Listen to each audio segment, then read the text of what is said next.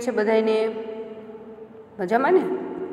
હવે જુઓ, 9મા ધોરણની અંદર આપણે પાઠ સરસ મજાનો ભણતા હતા, નિર્ભય બનો, ભય રહિત બનો, નિર્ભીક બનો. એ પાઠની અંદર ખરેખર આપણે જોયું હતું કે પ્રિયોદા નામનો જે છોકરો છે 10મા ધોરણમાં ભણે છે અને ખરેખર એને એક આખી ટીમ બનાવેલી છે અને ટીમના સદસ્યોને અમુક નિયમો છે એ લાગુ પડે છે. હવે આ ટીમની અંદર કોણ કોણ છે? પહેલાં તો રોબી અને કાલુ, એ બંને પ્રિયોદાની ટીમની અંદર છે અને એક નવો છોકરો છે એનું નામ છે મોના મનમોહન, એને લઈને આવે છે. બરાબર, આપણે ભણ્યા હતા. તો આ મોના મનમોહનને પ્રિયોદા છે એ અમુક સવાલ જવાબ પૂછે છે. તો પહેલો સવાલ એને શું પૂછ્યો તો કે ભારત वर्ष के एक ऐसे आदमी का नाम लीजिए जिसे लोग भगवान की तरह पूजते हैं. तो मनमोहने क्यों जवाब आप्यो तो कि महात्मा गांधी. त्यार पछी बीजो प्रश्न शू पूछो कि ठीक है, तुम पढ़ लिख कर क्या बनना चाहते हो? तो मनमोहन शू जवाब आप्यो तो कि वकील. उसके बाद प्रियोदा ने पूछा कि बीमार लोगों की सेवा करना जानते हो? शू जवाब आप्यो तो मोना मनमोहने कि सीख लेंगे. शाबाश. प्रियोदा ने कहा यदि रोगी को हैजा हो, वो हैजा से पीड़ित हो यानी कोलेरा, तो क्या उसकी सारवार कर सकते हो? तब मोना मनमोहन छे वो शांत हो गया, कुछ जवाब नहीं दे सका क्योंकि वो उससे डरता था. उसके बाद हमने देखा कि कौन सी नदी है जिसके किनारे सब लोग इकट्ठा होते थे. कौन सी नदी थी वह जिसके किनारे सब लोग इकट्ठा बैठकर? परमान नदी के किनारे बालूचर पर, बालूचर यानी नदी का रेतीला तट, वहाँ सब कौन से दिन इकट्ठा होते थे? शनिवार को इकट्ठा होते थे. वहाँ खेल कूद गाने बजाने का कार्य करते थे और अगले दिन रविवार का प्रोग्राम जो है वो तय करते हैं कि कौन कौन से मोहल्ले में जाएगा मुठिया वसूलने को, किस बीमार की सेवा करने कौन कौन जाएगा, ये सब तय करते थे. उसके बाद हमने देखा कि मोना मनमोहन जो है उसे तैरना नहीं आता था और सूर्य नारायण का एक नाम का एक लड़का था प्रियोदा की टीम में, उसे तैरना आता था. और वो कैसा था? शरीर में हृष्ट-पुष्ट था और इसीलिए सब उसको क्या नाम से बुलाते थे? पहलवान के नाम से बुलाते थे. वो पढ़ने में कमज़ोर था लेकिन बाकी सब कार्य में वो तीव्र था. और तैरना तो उसके बाएं हाथ का खेल था. और प्रियोदा ने क्या कहा सूरज से कि जो ये मोना मनमोहन है, नया लड़का हमारी टीम में आया है, उसे तैरना नहीं आता, तो तुम्हें उसे तैरना सिखाना पड़ेगा.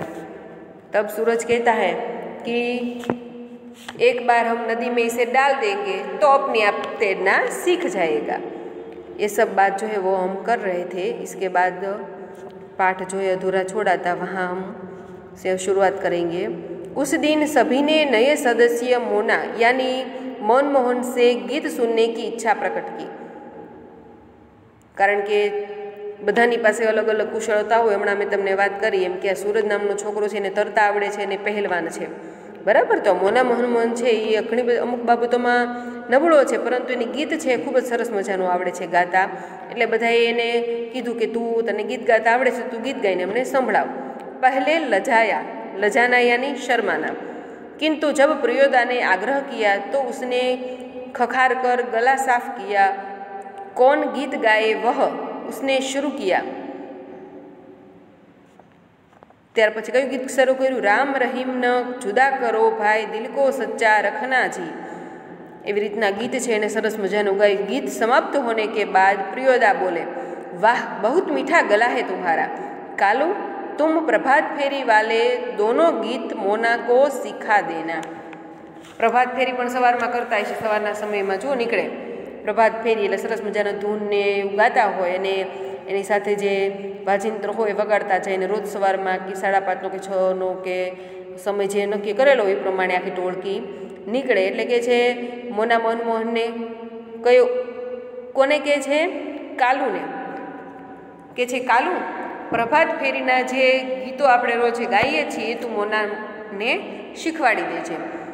નામ યાદ રાખજો, અંદરથી આવી રીતના અલગ અલગ પ્રશ્નો છે પૂછાતા હોય છે.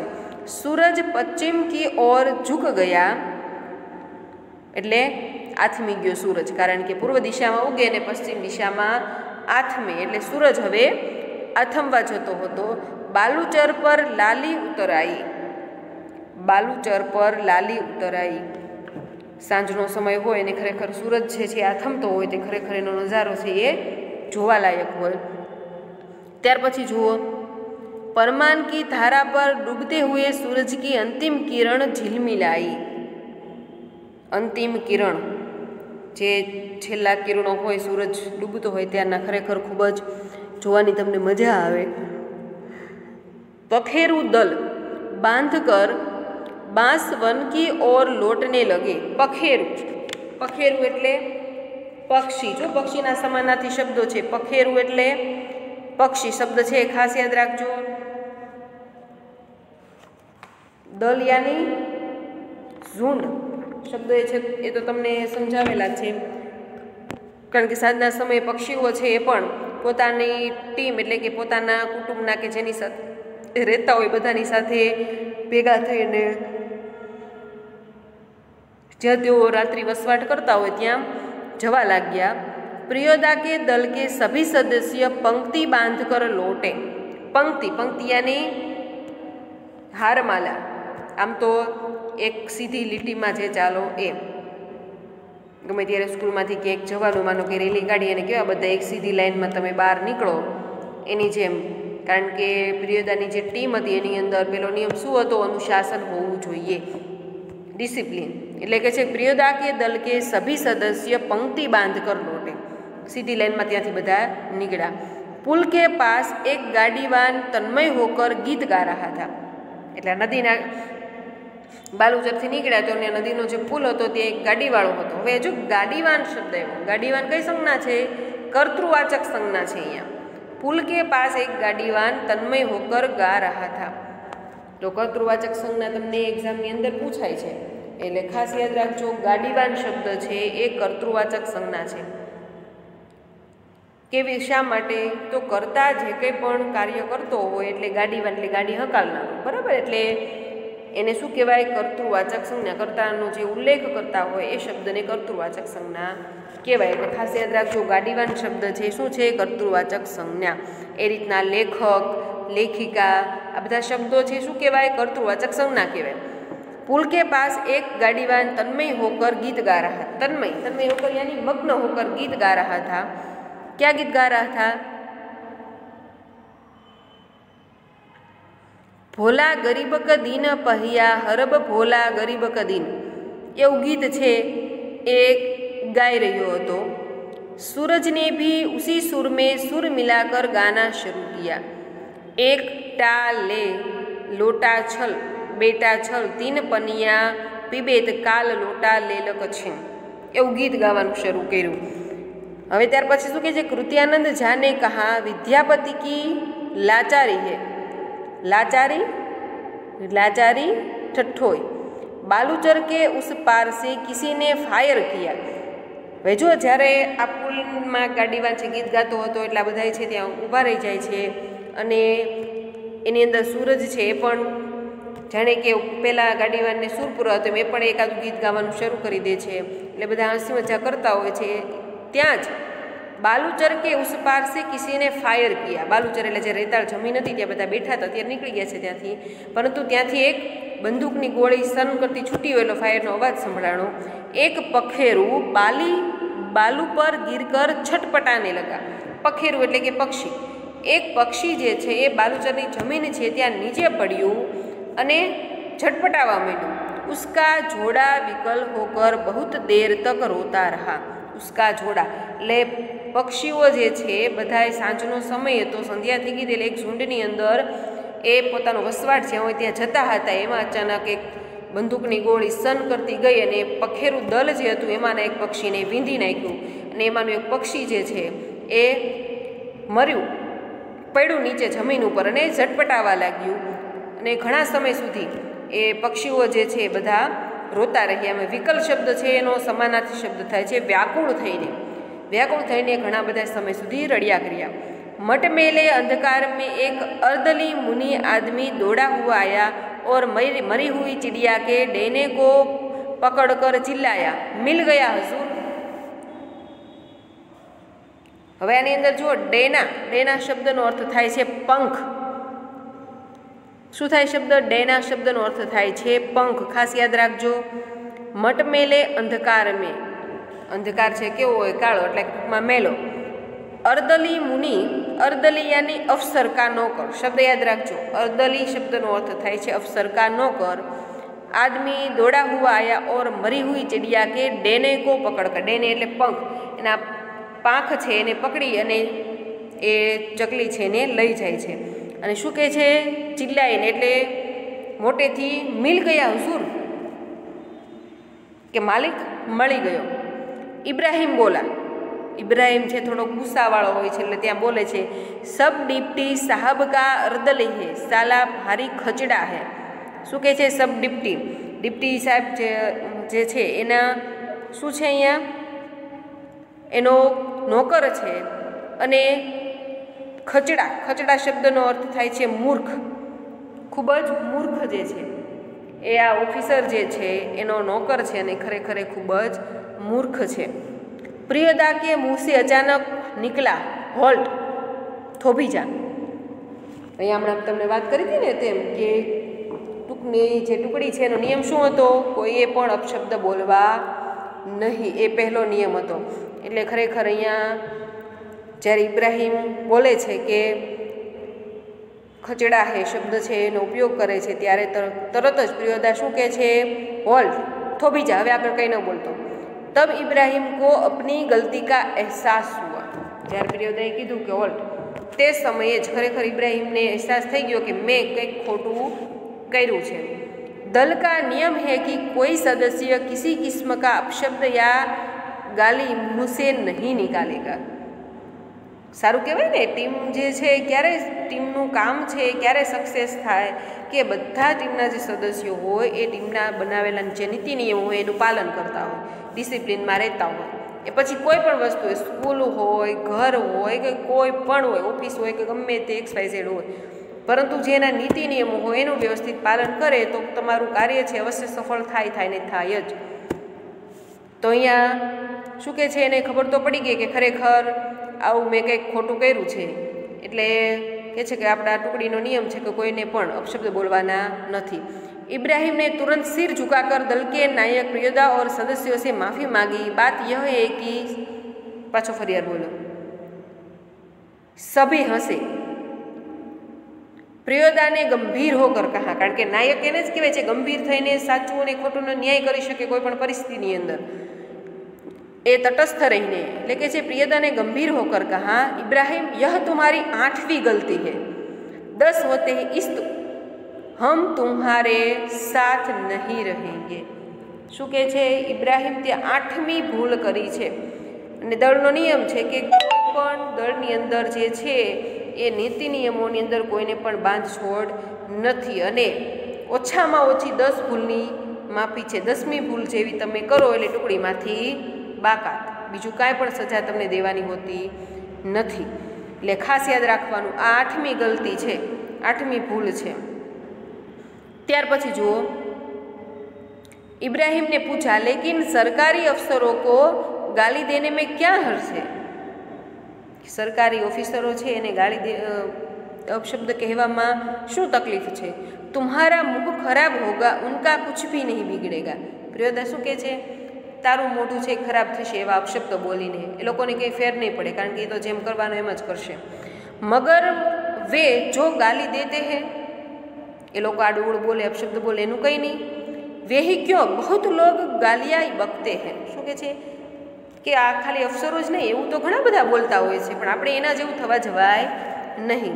नहीं प्रियोदा, आप इब्राहिम को नहीं समझा सकेगा, वही महीने बाद देरी से बूझता है। महीने बाद સૂક્ષ્મ બારીક જે ઝીણી ઝીણી બાબતો હોય સમજવા જેવી એને સમજતા બહુ વાર લાગે છે ઇબ્રાહિમને, એમ કે છે।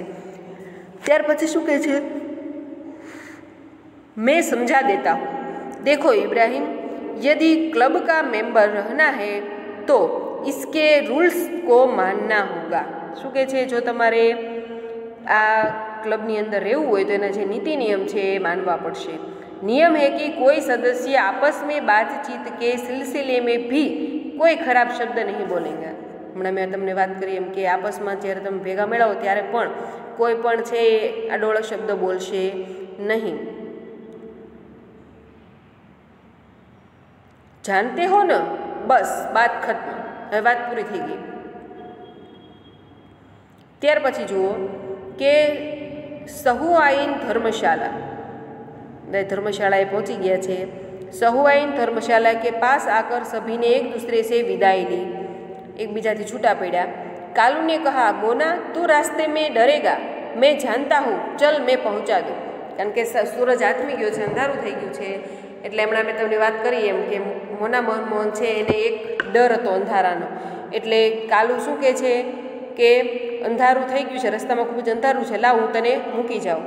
प्रियोदा ने कहा, मोना डरता है, मैं उसे पहुंचा दूंगा, तू घर जा कालू। શું કહે છે? પ્રિયોદા એનો નાયક છે, જવાબદાર એની છે, બધા ઘરના જે ટુકડીના સભ્યો છે એ શાંતિથી એકબીજાના ઘરે પહોંચી જાય એની। એટલે કહે છે, મોના डरता है, मुझे मालूम नहीं था, कालू तुम जाओ, मैं उसे पहुंचा दूंगा। रास्ते में प्रियोदा चुप रहे, एक सुनी जगह पर आकर रुक गए। सुनी जगह जहाँ कोई आता जाता नहीं था, वह जगह आकर रुक गए। सड़क के दोनों ओर बड़े बड़े पीपल के पेड़ थे, पीपड़ाना झाड़ था बे बाजू। दोनों ओर बहुत दूर तक खंडहर और मैदान, खंडहर जहाँ कोई रहता नहीं वैसे मकान, खंडहर और मैदान थे। पास के एक उजड़े हुए मकान की ओर इशारा कर प्रियोदा ने कहा, जानते हो इस घर में कभी मुर्दों की चीरफाड़ होती थी। ये समझावा माटे थी, डर दूर करवा माटे थी कहे छे पोस्टमॉर्टम हाउस था यह, इसलिए लोगों को डर है कि आसपास के पेड़ों पर भूत पिशाच किलकिल करते रहते हैं। उसके बाद कहा है कि मैदान में प्रेतनियाँ नाचती है, संतालियों को की तरह झुंड बांधकर क्यों डरने लगा। संताल यानी एक आदिवासी जाति કે અહીંયા એવું કહેવા માગે છે કે આ મકાન જે છે ત્યાં પહેલાં ચીરફાડ થતી એટલે પોસ્ટમોર્ટમ હાઉસ હતું। અને એવું પણ કહેવાય છે કે આજુબાજુના જે ઝાડ છે, પીપળાના વૃક્ષો છે, ત્યાં પ્રેતનિયા ભૂત પિશાચ જે છે એ રહે છે અને રાતના સમયે છે ખરેખર એ ટોળકી બનાવીને બધાને બીવડાવે છે। પછી કહે છે, ક્यों डरने लगा, શું ડરવા લાગ્યો તું, અકેલે यहाँ आ सकते हो। પ્રિયોદાએ કીધું, કોને? મોના મનમોહનને કે શું તું એકલો અહીં આવી શકીશ? જી નહીં। મોના મનમોહન ના પડે, નહીં હું અહીંયા એકલો આ રસ્તે કોઈ દિવસ આવી શકું નહીં। પ્રિયોદા હશે, બોલે, देख मोना, भूत प्रेत ऐसे आदमी को कभी नहीं तंग करता जो 10 काम करता हो। भूत प्रेत છે એવા કોઈ પણને હેરાન પરેશાન કરતા નથી કે જે આવા 10 કામ છે કરતા હોય। કેવા 10 કામ? तुम्हारी उम्र में मैं भी डरता था, कि तारी જેટલી उम्र હતી ત્યારે હું પણ ડરતો હતો।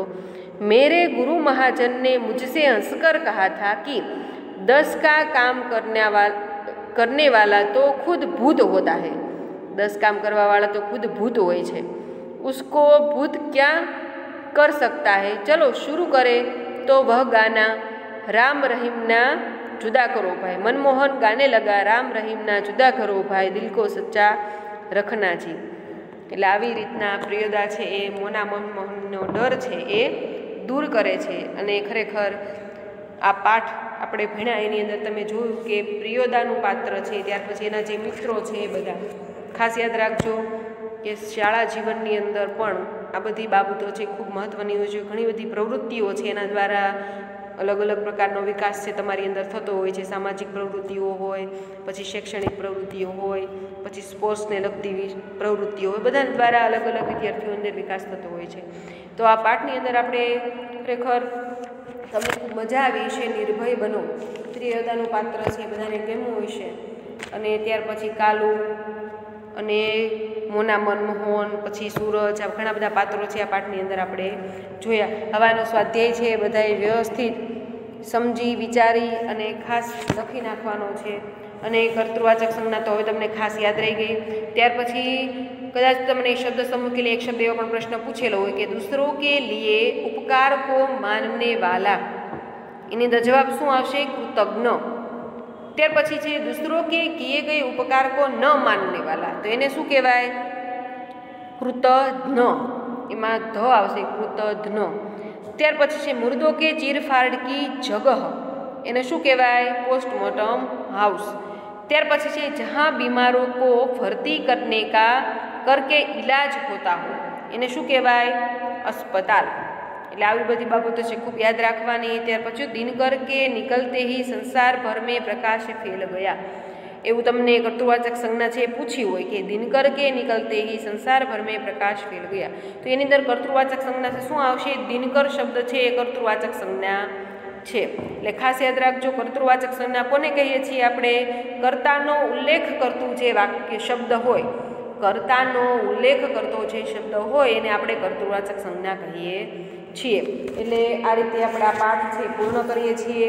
અને ખાસ બધાએ વ્યાકરણ જે કંઈ પૂછેલું છે, સમાનાર્થી શબ્દો, વિરોધી શબ્દો હોય, કર્તૃવાચક સંજ્ઞા, ભાવવાચક સંજ્ઞા, એ જે કંઈ બધું તમારી સ્વાધ્યાય છે બધું વ્યવસ્થિત લખી નાખવાનું. પ્રશ્નોના જવાબ છે આ પાઠ છે 2 વાર, ઓછામાં ઓછો 2 વાર વાંચશો એટલે બધા પ્રશ્નોના જવાબ છે તમને આવડી જશે અને યાદ પણ રહી જશે.